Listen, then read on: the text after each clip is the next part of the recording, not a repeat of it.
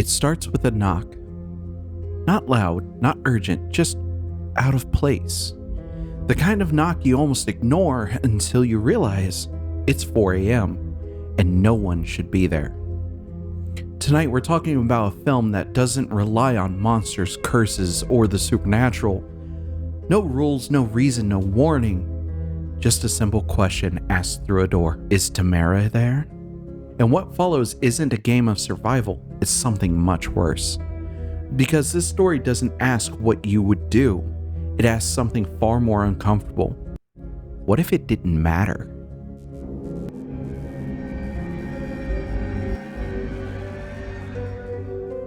Hello and welcome back to Classically Weird. My name is Headmaster Howard. And I'm Morgana Ray. And today we're adventuring through the world of The Strangers. Is Tamara home? Is Tamara home? Creepy. 4 a.m. At 4 a.m. I am sometimes sitting at my computer, but other times I am sleeping. Well, leave me alone. Well, in this flick, they were having a disturbance in their life anyways that kept them up all night. That's true. That is true. So The Strangers was a 2008 film by Brian Bertino. It was his directorial debut. Oh. He has gone on to be known for grounded, minimalist work that leans heavily into atmosphere and realism rather than spectacle. And you can kind of see the roots of that in this one. Did he continue on with the Strangers series? I believe so. Now, in this, the main cast was Liv Tyler and Scott Speedman. Oh, sorry, Scott Speedman, but Liv Tyler definitely gets first billing in that. 100%. I mean, I keep this here as a homage to her dad. I love you, Steven. Who just had a birthday, too. Happy birthday, Steven. Could you say that with a little bit more oomph instead of the sarcasm and the love that I have for Steven Tyler Rico and Liv Tyler? I doubt he's ever gonna see this. Hey. Stranger things have happened. Funny. Now, Liv Tyler is widely known outside of the horror genre. A large portion of that is actually the Lord of the Rings franchise, where she plays Arwen. I didn't realize that she did Lord of the Rings before she did The Strangers. Oh, yeah. Oh, I didn't realize that. Oh, yeah. I am not the Lord of the Rings fan. I did watch because, Liv Tyler and people in my life that love it so much. Absolutely. Mm-hmm. Wait a minute. We watched another horror movie last night, and then you turned around and turned on The Hobbit. I did. But after watching a horror movie like that, I was like, I want the comfort of the Shire. Oh, you know what? I was perfectly content dozing off to the Shire. And even when the Shire came up, you're like, the Shire! I remember fearing that. I was in that almost asleep, and I heard the Shire. Bilbo Baggins. Anyways, back to this. He digresses with The Hobbit. So this was not a major awards contender, but it did become a cult favorite in this genre, this subgenre of horror, which is home invasion horror.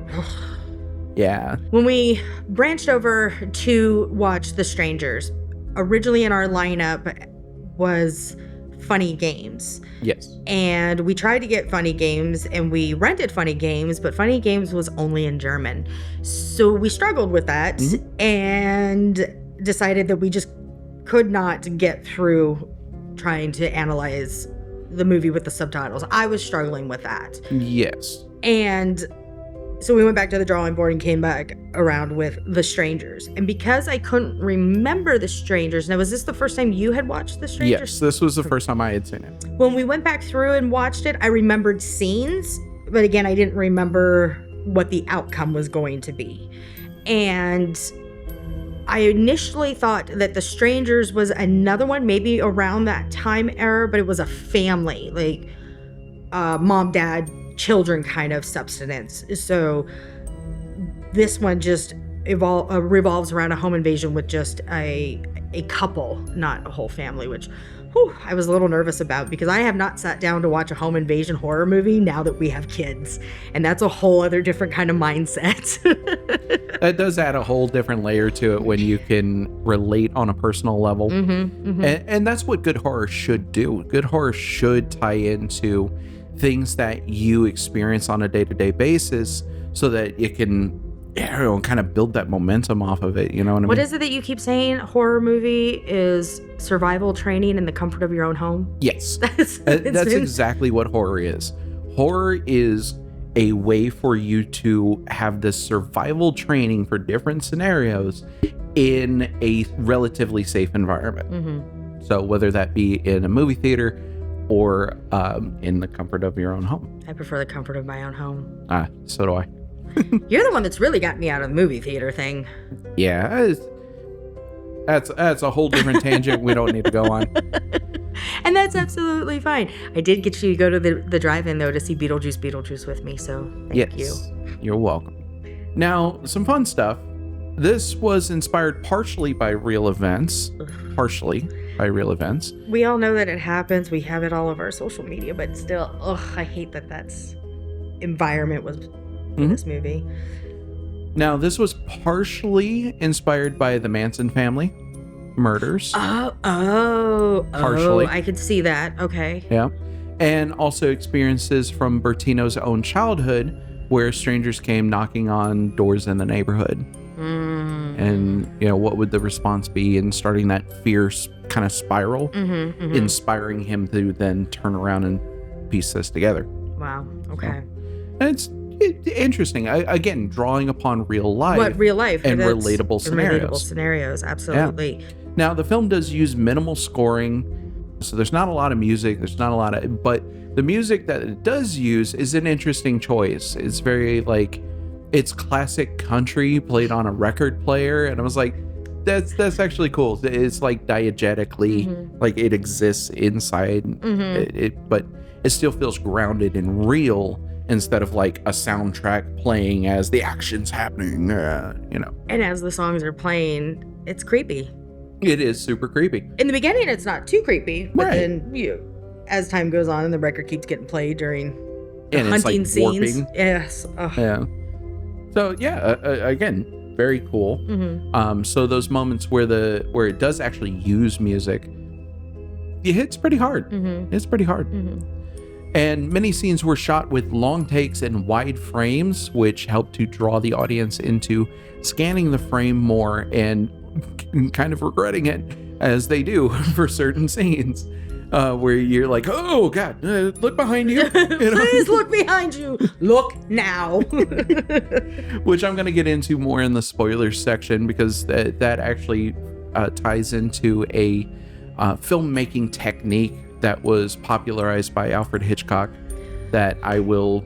The bomb under the table. Yes. You told me about this. I can't wait to get into it. Yes, absolutely. So the bomb under the table, and we're going to dive into that more in the spoiler section of this video. And you know what?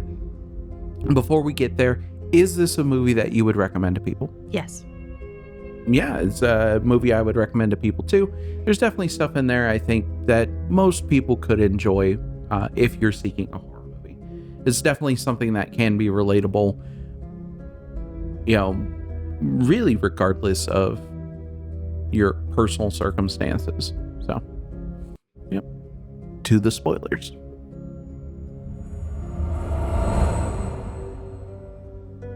All right, so starting with a plot synopsis, a little breakdown here, and then we'll get into our discussion around the strangers.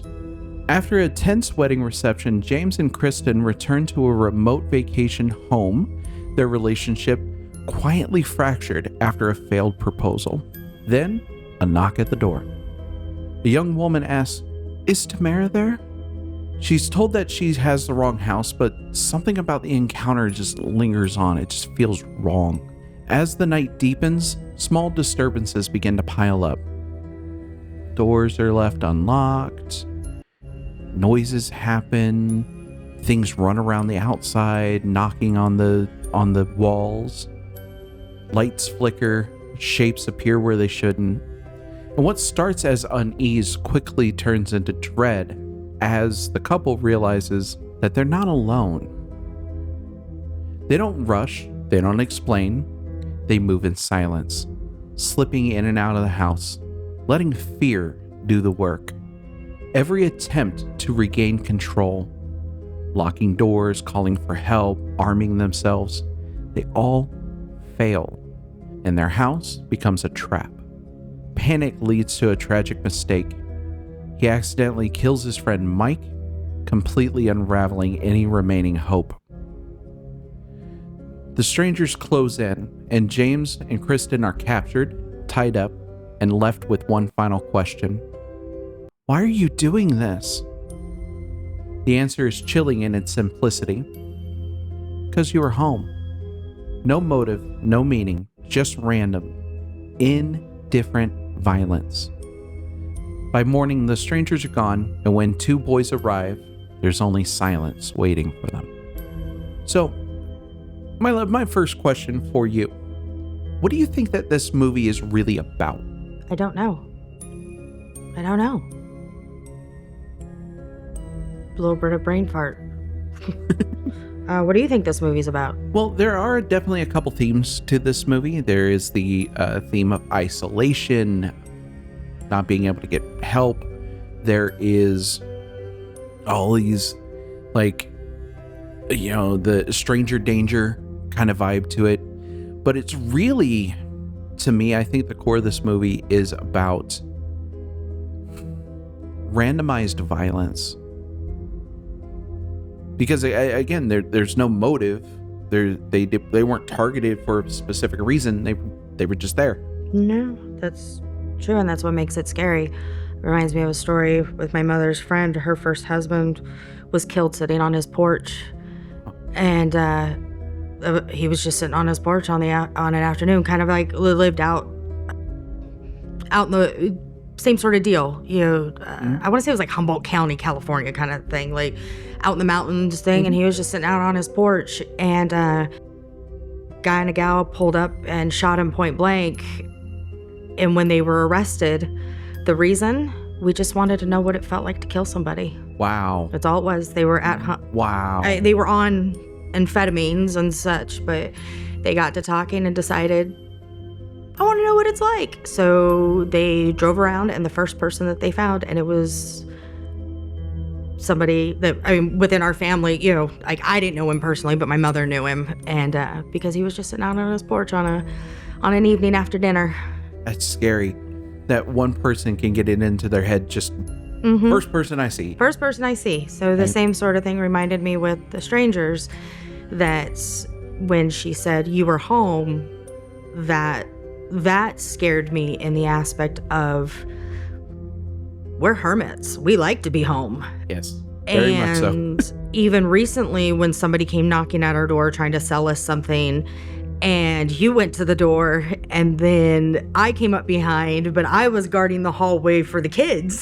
There was this barrier of, if for any reason somebody pushes past you, that they were going to have to come back, to me to get to the kids. And then we ended up swapping places, because I kind of get pushy on, no. No, I don't want to buy what you are selling today. And even when they said, oh, we'll come back, holy cannolis, we locked that door, turned out the lights, and yeah, we were like, no. No. Oh, you said you'll be back at 7? Oh, we have somewhere to be at 7, right? Not at the front door. So that part did really spike that fear of all you were simply doing was being at home. Yeah, what's funny to me is that incident with the person coming up to the house to sell us something came after we watched this. And I was like, and I remember looking at you going, like shooting you a look like, yeah. But I thought it was the Amazon driver, maybe. Yeah. Sometimes they knock. I've never been home when one knocks. Oh, I've had them knock. Oh, okay. There's some that have come in the afternoon when I've been sitting out with the cat, and I'll hear somebody knock at the front door, and I'll just wait, because I ain't answering the door home alone. Oh, that makes sense. And then I'll come up to look, and they'll be getting back in their vehicle and leaving. Okay. But yes, and we've had too many weird things happening since we have moved into this space after we watch movies, such as Sinisters. We still have not checked the attics. We've been here. This is what, month 4 or 5? Almost month 5. We still haven't checked it. I don't think there's any desire to check the attic. There's nothing I need to put in the attic. Yeah. Well, you're going to have to put the Christmas tree away. Yeah, I know. The black Christmas tree. Or we're just going to have to find a nice little spot in the garage for it in the corner. Okay. So all of this inevitably leads me into my next question. Now, be honest. If somebody comes knocking on the door in the middle of the night, are you answering? In the middle of the night? Yep. I had enough windows to look out. But now you've got me thinking about all the windows and doors we have here to secure. This movie makes you think about how you would secure your home and do you know where everything is at. But the problematic with this movie was that they were in his childhood family home. They were in a place that she didn't seem to have been to before, potentially. Or if she hadn't spent a lot of time there. Yeah. And she was the, I don't want to say underdog. I don't want to, because she just didn't know the house. He at least knew my dad one time had a gun. Kitchen has knives. That type of mindset. However, I don't know, somebody coming through my door like that, I would have been throwing a lot more. I actually did yell at one point. I'm like, start throwing things. And she picked up a chair and threw it. I was like,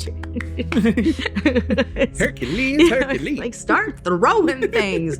I don't care. You were going to, I mean, even in Shaun of the Dead, they did it. They at least like went out there with records. They were just, maybe that was just making fun of everybody that has never thrown anything in a horror movie, because everything, this mug becomes a weapon. If I come at you and smash this up over your head, I do think about those things. Mm-hmm. I ran around with a girl years ago that there was always a weapon in the house that looked like decoration. And for the longest time, I had a heavy statue of a unicorn, and it had so I figured if I ever needed to, I could pick it up and just on somebody. And she had a big old like skull globe thing. She's like, anybody ever comes in, I'm beating them with this. So I think Stranger Danger has put some sick and twisted things into our heads about what we could unalive somebody with in the matter of moments. Yeah, self-defense. Self-defense. Yeah.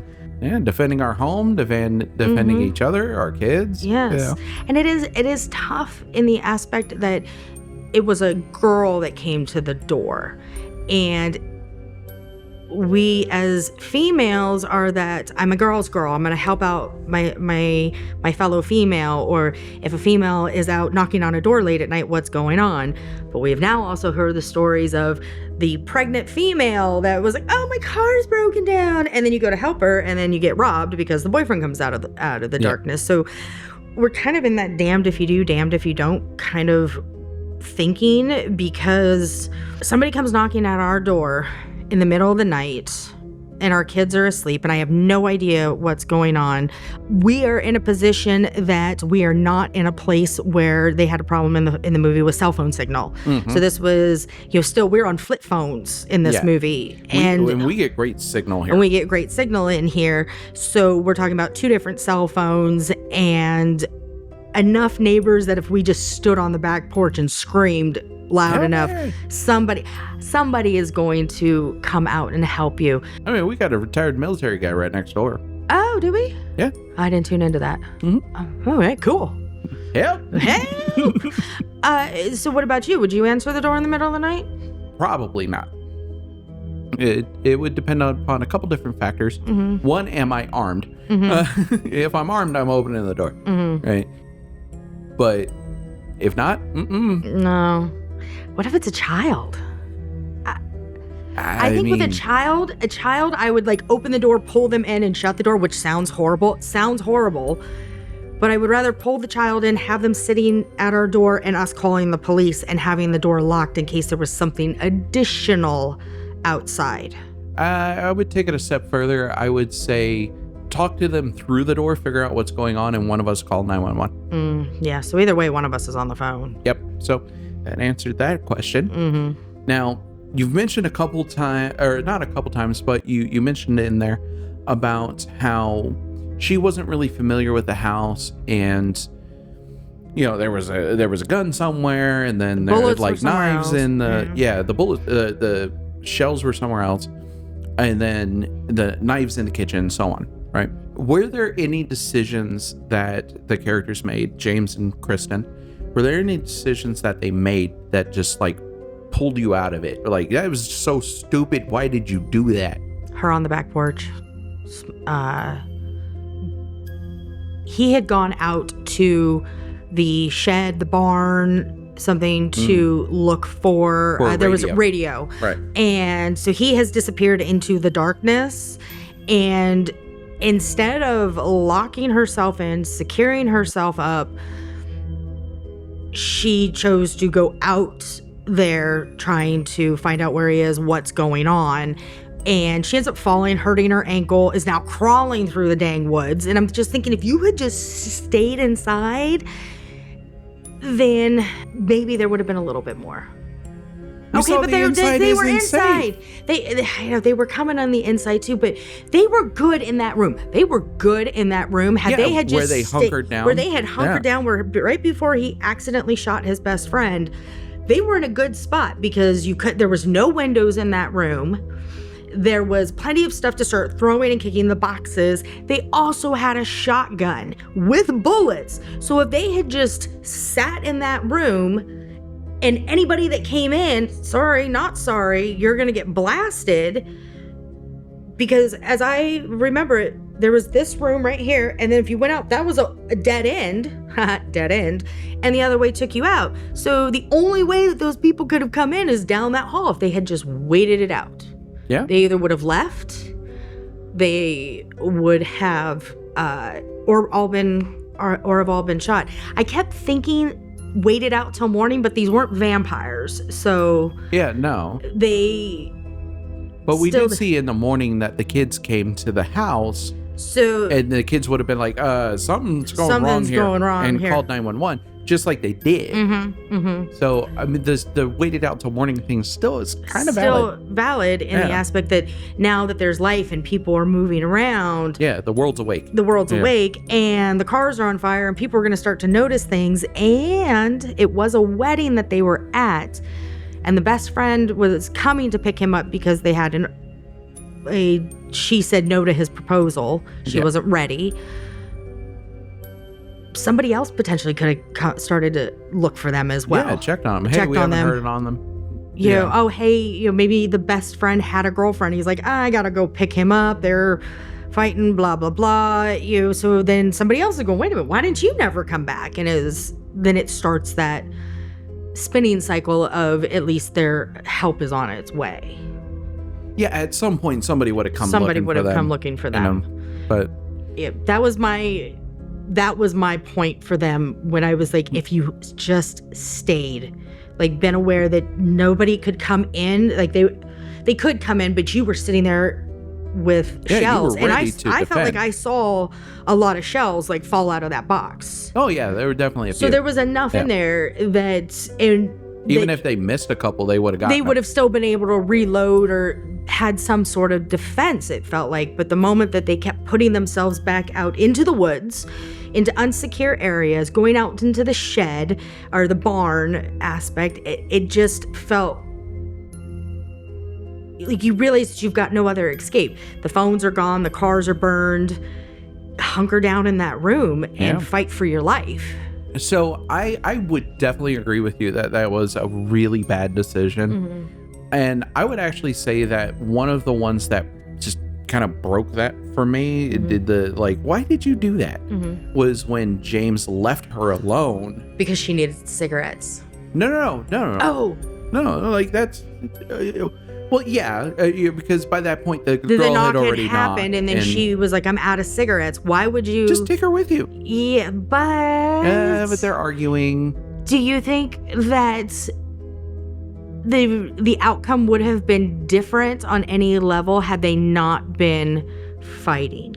Potentially. Because I felt like because there was that disconnect and he was so upset with her that he was looking for a way, to get away from each other. You know, when you're arguing, like, oh, I'll go get your cigarettes because I really don't want to be trapped in this house with you right now. Because at that point, it was just a random occurrence of the girl knocking. It wasn't harmful. It was just spooky. Like, oh, that was weird. What are you doing walking out in the middle of nowhere at 4 a.m.?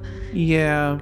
But if had they not been arguing, I think he would have been like, oh, come with me. Come with me. Let's go take a ride. Let's go get you some cigarettes. Yeah. But with them arguing, I feel like it caused more of that split between them. And that like animosity that I think that had they been more in love, not in more their happy, in tune with each other, that they would have potentially worked better with each other than where they were at, because there was also all this hurt right before all of this happened. Oh yeah. And some people cannot pull out of their to defend their bodies and defend their home. Yeah, absolutely. I fully agree with that. Now, but the scene that I was talking about though was, or where I was trying to tune it to, was where he left her alone in the house to go to the barn to try to find the radio. That scene right there, I was like, you already know that the house is not safe. So you are leaving her alone, vulnerable. Take her with you. There is strength in numbers. Right? Period. She can be watching your back as you're going forward. Keep an eye out for things. Like, even if that's what you wanted to do, was to go find the radio. Okay. Fine. She could have been watching the door. Exactly. So don't go it alone. That seems to happen a lot in horror movies. It happens a lot. And people will say, we need to stay together. And then something happens and they split off. Oh, let's split up. Right? Oh no, I saw so. This isn't Scooby-Doo, man. Like, stay together. He left her twice. Twice. That annoyed me. Technically 3 times. So he left her to go get the cigarettes. Then he left her to go prep the car to see if his cell phone was in the car, and then to go get the radio. He left her 3 times. Twice where he knows that danger's happening. Was he really sure about it though when he went out to get his phone? He thought she was just being kind of paranoid. No, I think he started tuning in that something was actually happening. Which was also annoying in the aspect of where he didn't believe her. He didn't believe her. Yeah. And that's also, I find with these scenarios, that's also a downfall. Don't not believe the person and what they saw. And why can we not learn that in home invasions, paranormal, alien invasions, any of that? Just believe the person, and then you can get along, go through the scenario. There was somebody that I knew years ago, and he would say that the first thing in an emergency is to accept the situation. And I was like, that's interesting. So the first thing in this is accepting what is happening, because even in this, Liv Tyler, Kirsten keeps saying, why? And he was like, it doesn't matter why anymore. Like, this is where we're at. And that's settling into, this is what's happening and I need to handle this situation. I mean, that is kind of one of the bases of survival. You have to accept it and then move on. That's actually true of a lot of different things, like addiction. You have to accept it and move on. That's one of the first steps, is admitting you have a problem. This is the same kind of concept. You have to admit that the problem is happening. That you are in some weird situation, you are in a scary situation, you are in an alien invasion situation, a possession situation, all kinds of things. So, all of a sudden, unfortunately, we are in a world right now where we have to worry about nuclear attacks and things like that. We look out, there's a bomb. Oh, why did I just get, what's his name in my head? Fallout. God. Vault Boy? Vault Boy. Well, no, when he's telling his daughter. Howard. Yeah, Cooper Howard, when he's telling his daughter, if it's bigger than your thumb and she's just out there, like, that's going to be me. Oh, okay, we got to go. Just side tangent on that. That is entirely a myth. That is not actually a real thing. That will not save you.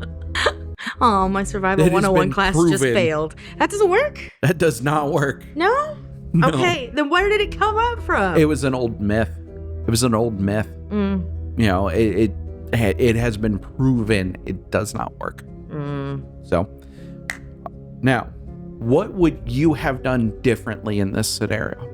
As Kirsten? Yeah. I would have hunkered down in the room. It would have been my thought. I don't know where I am. I don't know which way to run to, because I am now in a place where I don't know where the nearest house is. And after watching Texas Chainsaw Massacre, I ain't running to nobody's house. So Another Stranger Danger movie. Another Stranger Danger movie. Which is the next episode. You should catch that in a little bit. And that makes me think that my security is now within these walls. And what can I use to fight back in that situation? I would not be running out to be looking for any sort of phones. Like, my phone is gone. Things are gone. It is now just me and them. And what am I going to do for that survival? And I'm going to go out with things like, your skin is going to be underneath my nails for DNA testing. Like, unfortunately, yes, those are things, that has solved cases where women have people have known, fight back, claw, put marks on them, get their DNA on your skin. So it becomes fight mode, not flight mode, because I have no car. I don't know how far I would have to be running. I've already busted my ankle trying to get out. So now I'm going to crawl my ass back into that room, find that shotgun and those shells, and I'm going to be sitting there like the chick from Ready or Not. Let's play, baby. It's going to be like just... First note to Kristen, Liv Tyler's character there. Get shoes. Shoes. Boots. Be wearing shoes. They even tell you that in earthquakes. Have good shoes on. Every natural disaster, have good shoes on. He even told her to get shoes on. And then I called it out, and she put shoes on. I was like, she has no shoes on. What the? And I was like, is she wearing like flats or something? Put your shoes on. No. She was at least wise. I did feel good, but she was wearing the very pretty lingerie that made her feel. Oh yeah. It was beautiful. And then when stuff started to get weird, she went and put on clothes, but didn't put on shoes, and then tried to run out in the woods with no shoes on, and then wonders why your ankle's hurting. Like, right? But then they put her back in her spicy little lingerie before to kill her, which is like, ugh. But you also did see how much they love each other, because now it's like, I felt this moment when they're about to meet their demise, and she doesn't, because I don't think she met her demise. She was like, yeah, she kind of like snaps. She snaps awake. So yeah. I didn't see the Strangers Part 2, but I was almost waiting for her to be like, I should have said yes. Like, that to me almost kind of would have been, you see her trauma, whatever trauma she has. She's like, I'm just not ready to be married. It wasn't a lack of love. She seemed to quite adore the guy, but didn't want to be married. And some people don't like proposals at big other people's weddings and things like that, and that makes them feel uncomfortable. And I think that had played a big part into it. But I think I would have had to been like, okay, I love you. Let's get this the fuck figured out and get out of here. And then we'll talk about the wedding stuff. Like, because if we survive this, then we good. Like, let's go to the courthouse in our bloody clothes. If we make it out of this. Yeah, like, we survived. So yeah, like, I think we're bound together after trauma this. bond. Trauma bonded. Yeah. That's what you would have done different and all that. What about you? Well, what I would have done different... If you were, what was it, Mike? Was his name Mike? No, Mike was the friend. James. So, oh, yeah, because she called him every single James, Jamie, trying to holler for him. Yep. Now, what I would have done, much like you, I would have bunkered down into the room. Mm-hmm. Right? Anything that moves into that line of sight, gone. Mm-hmm. So, they even, they had it aimed just right, on the edge of that little couch. Mm-hmm. And they're like, this is happening. Mm-hmm. And it worked. Yeah, he took out his best friend with one shot. Exactly. They proved it worked. Mm-hmm. So why venture and try to do something different? Because the trauma of killing your best friend just jacked up their brain. I mean, okay, I can see that. I can kind of forgive that. That's the only... But again, there's that point of acceptance. Mm-hmm. You got to accept that's just done. That's the reality there. But I still have to deal with this situation right now. And I even think about that immense guilt at that moment, because why is Mike there? To try to help them. Mike was there because James called because his relationship he thought was over. She just said no. She didn't break up with him, and was having his best friend come pick him up. So here in all of that heartbreak, he called his best friend who showed up to save him, and he kills him. So there's also that guilt, like had I not, I brought you to this situation. Yeah. It's safe to say that there is definitely kind of a lot that we're talking about here that is in regards to handling of a traumatic situation. Definitely afterwards, if either one of them survived, they would experience some form of PTSD and some form of, I don't know, probably because of Mike, they would feel guilt.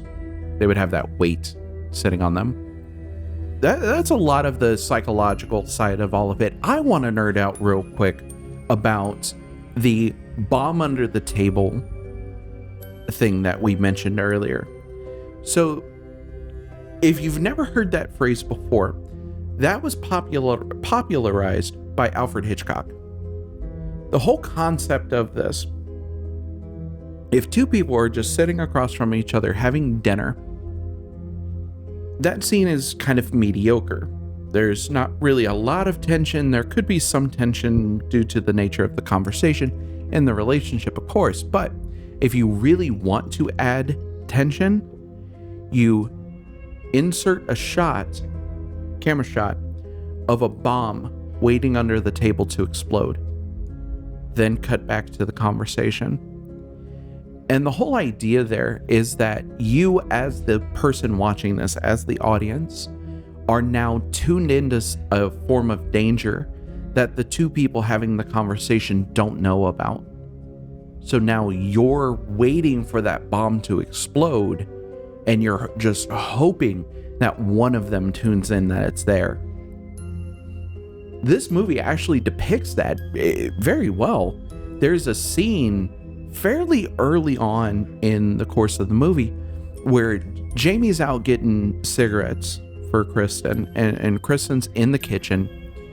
She is getting a drink of water, and in the background, with the way that it's framed, you see one of the home invaders walk in and just stands there staring at her, and he's there for a while. And I remember saying to you, I was like, when is she gonna turn around? When is she gonna turn around? And I remember calling this out specifically. I was like, the bomb under the table. This is a great depiction of that. So there's your nerdy film lesson for this episode. But it is super fun. It adds tension, and that's exactly what it did in that scenario. It did its job. And everybody had a really weird mask, be it from like almost like a burlap sack over the head to something you would get at your local Halloween store. Right, it was like Spirit Halloween. Like they hit Spirit Halloween before coming to get them. Yes, or dug through an old trunk of Halloween costumes in one of their mother's basements or something. Yeah, one of them had like a Betty Boop vibe. One of them had like almost like a baby doll vibe. And it was two women. Yes. And presumably it was one male. Yes. That also made it a little uncomfortable until I figured out the masks. I was like, is there two females or is there one? Wait a minute, where'd she go? What? Oh, wait a minute, you have a different mask on. And they were just all over that property. I like that they never show the faces of the strangers. I do too. It just leaves that because you don't know who's behind the mask, and it could be any one of us. Anyone. They were plainclothes dressed. Actually, one of the girls was kind of dressed kind of gothy cute, like alternative. And yeah, take the mask off and who's there? And just to walk out from it. I mean, that's all why we hide behind masks and clown masks and and it terrorizes people. So after watching this movie and us already being the hermits that we have chosen to be, and our lifelong desire to move out into the middle of nowhere and not have neighbors nearby, after the last two movies that we have watched, how are you feeling about our long-term life goals? Like I'm gonna invest more in security, but I'm still doing it. Video cameras, guns. I'm kind of a hatchet. You know, Lizzie Borden and I are kind of familiar in that way. So Hashtag Lizzie Borden's my spirit animal. Hashtag Lizzie Borden's my spirit animal. Hey, I'm a mix That's terrible. I am a mix of Lizzie Borden and Mary Jane. Leave me alone. So gotta catch me on a good day. But those flying hatchets. So yes, people will come into our home and be like, why is there random hatchets around your house on the walls? Well, have you seen where we live? And I can throw one really well.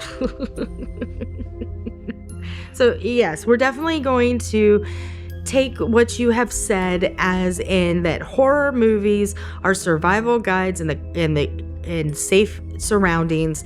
And as we progress into our goals, and also like the story that I said about somebody sitting on their front porch. That's why I'm also not real. I love that we have a back porch. And I have no reason to sit on our front porch. So unless you're going to climb over my fence walls, and if you were starting to climb over my fence walls, I might let my cat kick your butt. She totally would too. She totally would. Leo's vicious. She is. She's my Mao, though. All right, so final question for everybody. What is scarier to you? The monster with a motive, or the one who a motive never mattered to begin with? Let us know in the comments below what you think, what your input for that is. And be sure to tune in for the next episode, which is going to be the Texas Chainsaw Massacre. Absolute classic of a movie and super fun watch to revisit. And until next time, stay tuned and stay weird.